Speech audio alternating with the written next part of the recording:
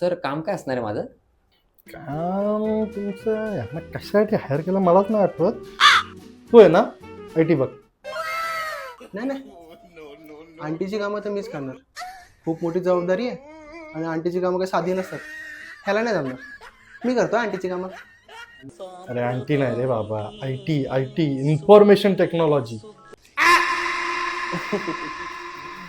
Information technology, मग ती छोटी मोठी कामं ना ह्यालाच करू दे.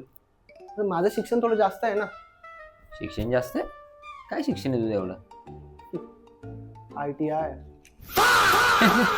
ITI? सर, काय काम आहे माझं? तू आहे ना जा. वाटली बघ.